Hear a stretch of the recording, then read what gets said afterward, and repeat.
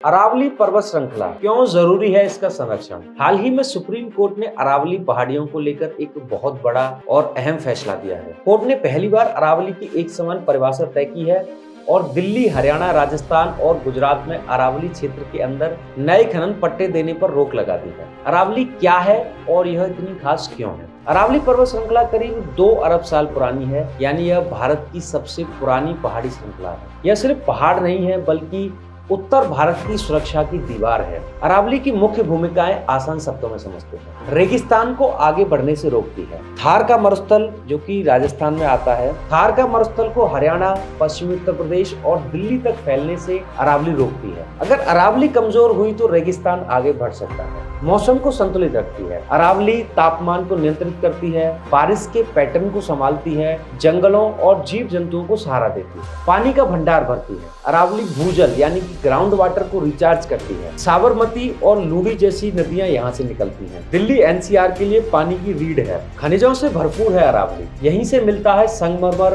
Granite, चूना पत्थर, तांबा, जस्ता, सीसा, टंगस्टन। यही वजह है कि अंधाधुंध खनन ने अरावली को सबसे ज्यादा नुकसान पहुंचाया। सुप्रीम कोर्ट ने क्या किया? एक समान परिभाषा तय की। पहले हर राज्य अरावली को अपने तरीके से पहचानता था। इस भ्रम को खत्म करने के लिए कोर्ट ने कहा 100 मीटर से ऊंची सभी पहाड़ियां अब अरावली मानी जाएंगी। लेकिन यह समझने वाली बात यह है कि अरावली पर्वत श्रृंखला का 90% हिस्सा 100 मीटर से ऊंचा नहीं है, यानी कि उससे नीचा है। लेकिन सुप्रीम कोर्ट ने कहा है इसलिए अब 100 मीटर से ऊंची सभी पहाड़ियां अरावली मानी जाएंगी और इन पहाड़ियों पर कोई भी गतिविधि प्रतिबंधित रहेगी। इसके अलावा के पूरे क्षेत्र का प्रयोग किया जा सकता है। नए खनन पर रोक। जब तक पूरा वैज्ञानिक नक्शा नहीं बन जाता, पर्यावरणीय असर नहीं आंका जाता, तब तक कोई नया खनन पट्टा नहीं दिया जाएगा। वास्तव में विवाद क्या था? कुछ विशेषज्ञों यानी कि एमिकस क्यूरी ने कहा कि 100 मीटर की सीमा कम है, इससे नीचे की पहाड़ियों पर खनन शुरू हो सकता है। सरकार का जवाब, यह परिभाषा पहले से ज्यादा व्यापक है और भारतीय वन सर्वेक्षण यानी कि एफएसआई से भी बेहतर है। कोर्ट ने फिलहाल संतुलित रास्ता चुना। कोर्ट ने पूरी तरह खनन बंद क्यों नहीं किया? सुप्रीम कोर्ट ने साफ कहा अगर खनन पूरी तरह बंद कर दिया जाए तो अवैध खनन माफिया पैदा हो जाएंगे। पहले भी ऐसा हो चुका है, इसलिए कोर्ट ने कहा पुराने कानूनी खनन कड़े नियमों में चलेंगे।